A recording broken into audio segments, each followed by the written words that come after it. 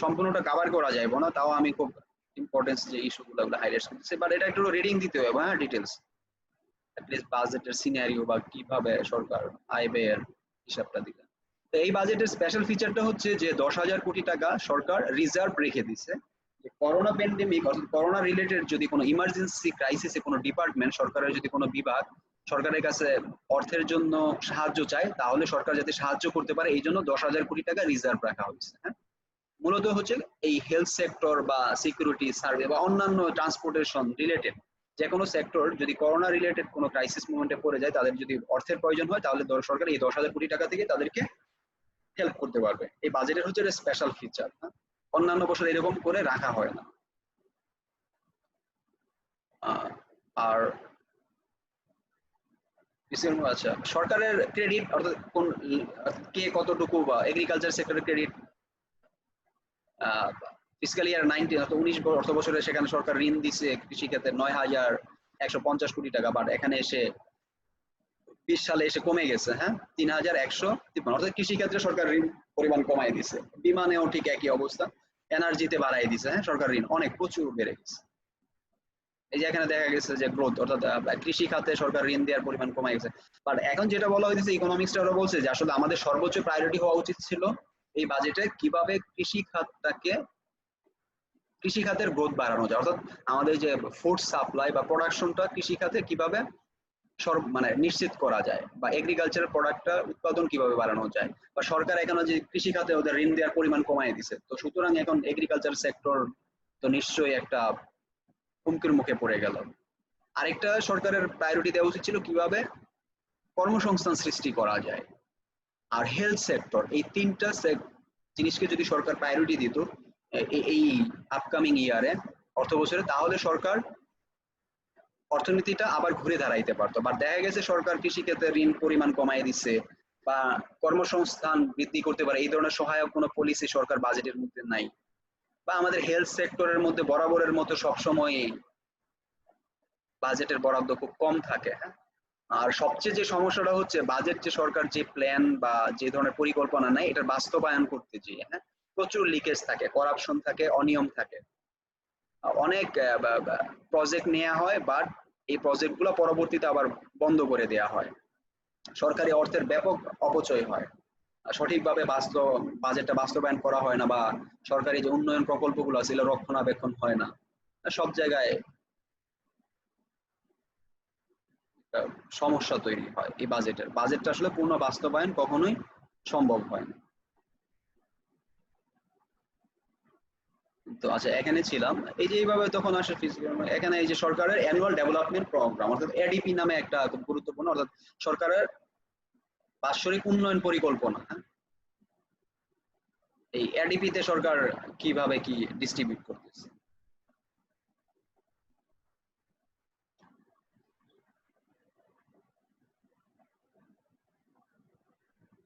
অর্থাৎ এই এডিপির মধ্যে অ্যানুয়াল ডেভেলপমেন্ট প্রোগ্রামের মধ্যে সরকারের টার্গেট থাকে বিভিন্ন ধরনের ইনফ্রাস্ট্রাকচার বা অবকাঠামো নির্মাণ করার জন্য। সেটা হতে পারে ব্রিজ, কালভার্ট, রোড,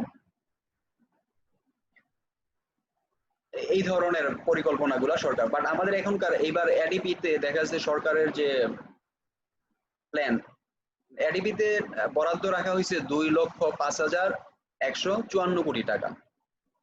ঠিক আছে, এই এডিপিতে অ্যানুয়াল ডেভেলপমেন্ট প্রোগ্রামের জন্য বাজেট বরাদ্দ হচ্ছে 2,05,145 কোটি টাকা, যেটা হচ্ছে যে আমাদের জিডিপির যে গ্রোস ডোমেস্টিক যে প্রোডাক্ট আছে এর 6.5% এডিপির বরাদ্দ।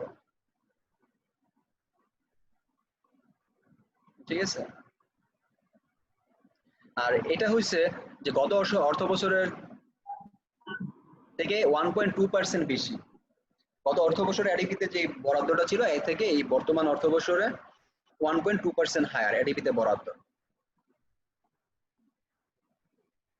কিন্তু এই যে দেখা গেছে যে এডিপিতে যে পার্সেন্ট মানে বরাদ্দগুলো দেওয়া হয়েছে এর কত পার্সেন্ট বাস্তবায়ন করা হয়, 60% বাস্তবায়ন করা। দেখা যায় এডিপির যে বাজেট সরকার যে বরাদ্দ দিছে বাৎসরিক উন্নয়ন পরিকল্পনার জন্য এর মাত্র দেখা গেছে 60% বাস্তবায়ন হয়, আর বাকি টাকাগুলো সরকার বিভিন্ন কারণে সরকার এই টাকাগুলো খরচ করতে পারে না। তো এটা একটা সমস্যা, হ্যাঁ, এডিপিটা বাস্তবায়ন করা খুব একটা সমস্যা। ডেভেলপমেন্ট প্রোগ্রাম আচ্ছা, তো এই এডিপির মধ্যে এখানে বলা হয়েছে যে এডিপির মধ্যে টোটাল 5 এডিপির কি কি প্রজেক্ট গুলো আছে, ট্রান্সপোর্টেশন আছে, physical planning, water supply and housing, power, education and religious affairs, science, information communication technology, এগুলোর মধ্যে যে ডিস্ট্রিবিউশন কত কোটি টাকা কিভাবে বরাদ্দ দেওয়া হচ্ছে। এডুকেশন তো 5 সেক্টরস।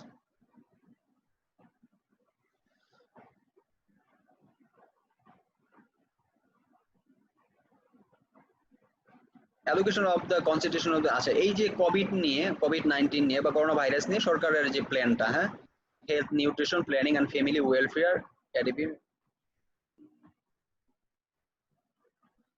ওরা এডিপির 6.4% পাচ্ছে, অর্থাৎ health, nutrition, population and family welfare.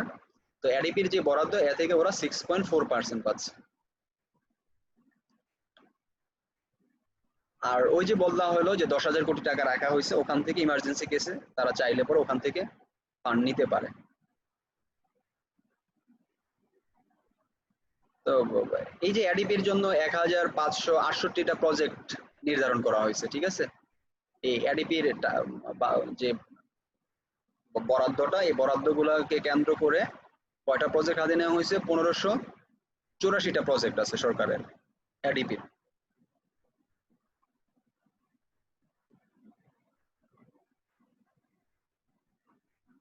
তো এই প্রজেক্টগুলো বাস্তবায়ন সরকার পর্যায়ক্রমে করবে, অ্যানুয়াল ডেভেলপমেন্ট প্রোগ্রাম। আর এখানে মেন প্রোগ্রামের মধ্যে আর share allocation,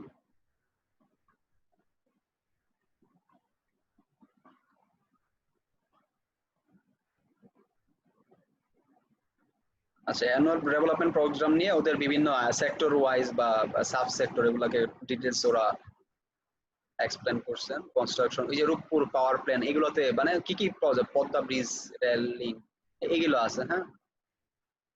construction of Dhaka Ashulia elevated express, অর্থাৎ এই সরকারের যে বড় বড় যে মেগা প্রকল্প বলা হয় এগুলোর মধ্যে কতটা বরাদ্দ, এটা এগুলো অ্যানুয়াল ডেভেলপমেন্ট প্রোগ্রামের একটা পার্ট।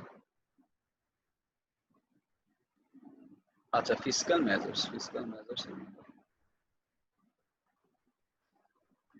এই যে এখানে এই যে, আচ্ছা এই ট্যাক্সের এখানে ট্যাক্স প্যাটার্ন বলা হয়েছে, হ্যাঁ, ফিসক্যাল যে মেজারমেন্টের মধ্যে পার্সোনাল ইনকাম ট্যাক্স, হ্যাঁ, পিআইটি, এই ইনকাম ট্যাক্সের একটা এখানে দেয়া হচ্ছে। ফার্স্ট 2,50,000 টাকার নিচে যদি কারো ইনকাম থাকে বাৎসরিক, তাহলে তাকে কোনো ট্যাক্স দিতে হইব না, ঠিক আছে। এই অর্থ বছরে বাজেটের প্রস্তাবনায় বলা হয়েছে। তো 2,50,000 থেকে যদি কারো ইনকাম 4 লক্ষ টাকার মধ্যে হয়, তাহলে তার ইনকামের 10% সরকারকে আয়কর দিতে হবে, ঠিক আছে। আর 6,50,000 থেকে যদি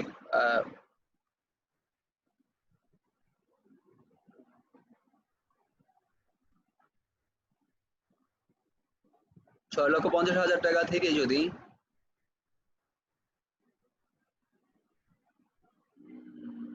10,000, সরি যেখানে এই যে 5 লক্ষ বলছে এখানে 10 লক্ষ হইব, ঠিক আছে। 6,50,000 টাকা থেকে যদি কারো ইনকাম 10 লক্ষ টাকা পর্যন্ত হয়, তাহলে তার টোটাল ইনকামের 15% সরকারকে আয়কর দিতে হইব। আর 11,50,000 থেকে যদি কারো,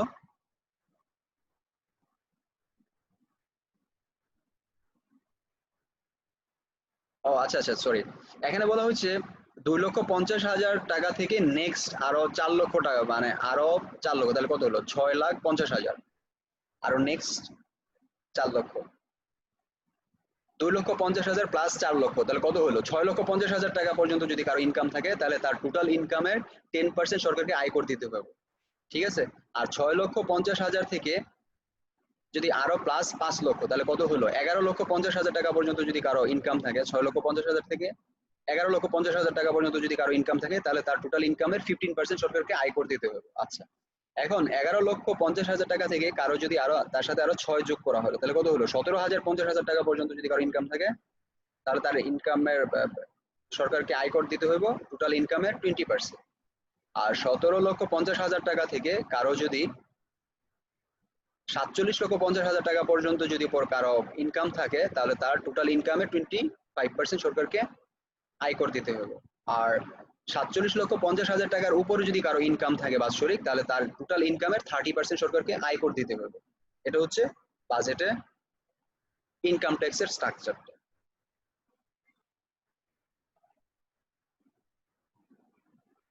তো এখানে এই যেগুলো ডিটেলস আবার ওরা বলছে ইজি অফ ট্যাক্স রিটার্ন। এই ট্যাক্স রিটার্নের জন্য সরকার চাচ্ছে যে এটাকে ইলেকট্রনিক বা এটাকে ম্যানুয়াল না করে এটা ডিজিটালাইজ করা যায় কিনা, যে ট্যাক্স রিটার্নটা ডিজিটাল প্ল্যাটফর্মে পে করা যায় কিনা, এই ধরনের একটা প্রস্তাব বাজেটের মধ্যে আছে। তো ট্যাক্সের বিভিন্ন স্ট্রাকচার গুলো এখানে বলা হচ্ছে, ইনকাম প্রপার্টি ট্যাক্স বা প্যাট, এইগুলোর ডিটেলস এখানে আছে।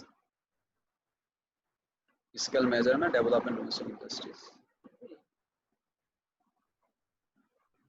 Change in the duties and import.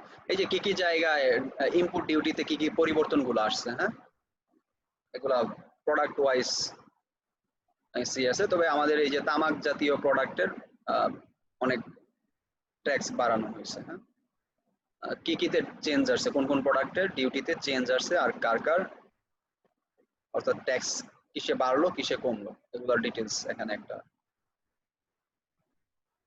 Scenario আছে। Four priority sector selected by, আচ্ছা সরকারের এই যে এখানে four priority sector selected by CPD. CPD বলতেছে 4টা সেক্টরে তাদের খুব গুরুত্ব দেওয়া উচিত ছিল। প্রথমত হচ্ছে যে এই বাজেটের মধ্যে হেলথ সেক্টরটা, হেলথের ওরা বলছে যে কিভাবে কি ডিস্ট্রিবিউট করা যায়, তাদের প্রায়োরিটি সেক্টর হেলথ। তো আমরা যেটা বললাম সোশ্যাল সেফটিনেস প্রোগ্রাম, অর্থাৎ সামাজিক নিরাপত্তা খাত, অর্থাৎ যারা দারিদ্র তাদের জন্য অর্থের ব্যবস্থা করা, কর্মসংস্থানের ব্যবস্থা করা, বা কাজের বিনিময়ে খাদ্য কর্মসূচি যেটা আছে সেটাকে আরো বেশি জোরদার করা, বা বিধবা ভাতা, বয়স্ক ভাতা, এই ধরনের যে প্রোগ্রামগুলো এটাতে খুব বেশি গুরুত্ব দেওয়া উচিত ছিল এই সিচুয়েশনে, করোনা প্যান্ডেমিক সিচুয়েশন। তো ওরা data and fact and figure দিয়ে ওরা এক্সপ্লেন করছে যে কিভাবে কি করা উচিত ছিল। আচ্ছা তাহলে ওদের প্রথমত সিপিডির সাজেশন হচ্ছে হেলথ সেক্টরটাকে খুব বেশি গুরুত্ব দেওয়া, তারপরে সোশ্যাল সিকিউরিটি অ্যান্ড সেফটি, সামাজিক নিরাপত্তা খাত, আর একটা হচ্ছে এগ্রিকালচার, এটা আমরা অলরেডি বলছি যে কৃষি খাতকে খুব বেশি গুরুত্ব দেওয়া উচিত এই অর্থ বছরে, এই করোনা প্যান্ডেমিক সিচুয়েশনে, যাতে আমাদের ফুড প্রোডাকশনটা অ্যাটলিস্ট এটাতে হ্যাম্পার না হয়, অ্যাটলিস্ট খাদ্যের ঘাটতি যাতে না হয়, কারণ খাদ্যের ঘাটতি হলে দেশে আবার আরেকটা মহামারী তৈরি হইব, সেটা হচ্ছে মানুষ দুর্ভিক্ষ দেখা দেবে। হ্যাঁ আরেকটা হচ্ছে এমপ্লয়মেন্ট জেনারেশন, কিভাবে কর্মসংস্থান সৃষ্টি করা যায়, এটা সরকারের গুরুত্ব দেওয়া উচিত। তো সিপিডি এই 4টা গুরুত্বপূর্ণ যে বিষয়কে তারা হাইলাইটস করছে। তারা বলছে যে প্রথমত হেলথ সেক্টরকে খুব বেশি গুরুত্ব দেওয়া উচিত, তারপরে সোশ্যাল সিকিউরিটি এন্ড সেফটি যে প্রোগ্রামগুলো আছে এটাকে খুব বেশি গুরুত্ব দেওয়া উচিত, তারপর আমাদের এগ্রিকালচার সেক্টরকে গুরুত্ব দেওয়া উচিত, আরেকটা হচ্ছে কিভাবে কর্মসংস্থান বৃদ্ধি করা যায় এই সেক্টরটাকে, এগুলো নিয়ে আমাদের এই বাজেটে খুব বেশি গুরুত্ব দেওয়া উচিত। আরো অন্যান্য কিছু ওরা বলছে যে বাজেটের অন্যান্য গুরুত্বপূর্ণ যে বিষয়গুলো, এডুকেশনটাকে আমাদের গুরুত্ব দিতে হবে, কিভাবে এই যে শিক্ষা প্রতিষ্ঠান দীর্ঘদিন বন্ধ, কিভাবে অনলাইন প্ল্যাটফর্ম ক্লাস কন্টিনিউ করা যায়, পরীক্ষা এক্সাম কন্ট্রোল মানে কন্ডাক্ট করা যায়, এগুলো নিয়ে সরকারের মানে আইসিটি ডিপার্টমেন্টকে ইনক্লুড করে, বা তাদের ক্লাস যাতে অনলাইন ক্লাস সিস্টেম চালু করা স্কুল পর্যায় থেকে, এইসব বিষয়ে তাদের একটা প্রপোজ আছে। তো এডুকেশনের পরে আসছে জেন্ডার, অর্থাৎ আমাদের ফিমেল এডুকেশন বা তাদের ফিমেল সিকিউরিটি সেফটি, এই বিষয়গুলা গুরুত্ব দেওয়া উচিত বাজেটে। Local government and rural development, অর্থাৎ স্থানীয় সরকার এবং গ্রামীণ উন্নয়ন যে প্রকল্পগুলো আছে এগুলোকে সরকার খুব বেশি গুরুত্ব দেওয়া উচিত।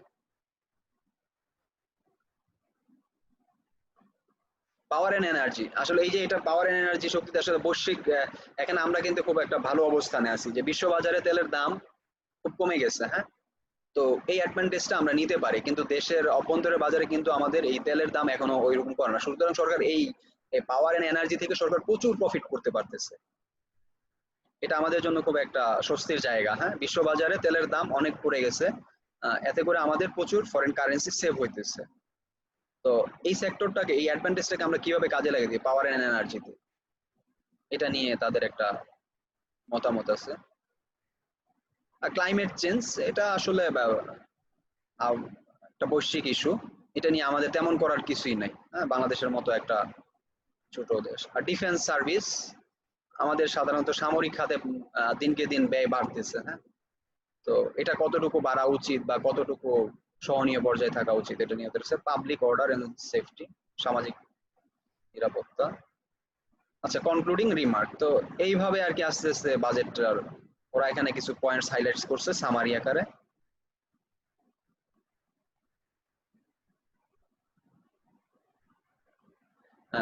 এটাই ছিল। হ্যাঁ, আমি খুব দ্রুত এত বিস্তর আলোচনা খুব দ্রুত ফার্স্ট গেছি, করার কিছুই ছিল না। তো নেক্সট যিনি টিচার আসবেন আশা করি এটা নিয়ে আবার ওনাকে বললে স্মরণ করাই দিলে, যেহেতু পিডিএফটা আছে তো ধরে ধরে যদি সময় পাওয়া যায়। এটা কিন্তু আলোচনার অনেক বড় একটা ইস্যু, অনেক কথা বলার আছে এখানে এই বাজেট নিয়ে। বাজেটের তো অনেকগুলো সেক্টর, আয় ব্যয়ের, এবং এক একটা সেক্টরের আবার সাব পার্টও নেই। তো বাংলাদেশের সার্বিক প্রেক্ষাপট এই বাজেটের মধ্যে প্রতিফলিত। হ্যাঁ, তো এই ছিল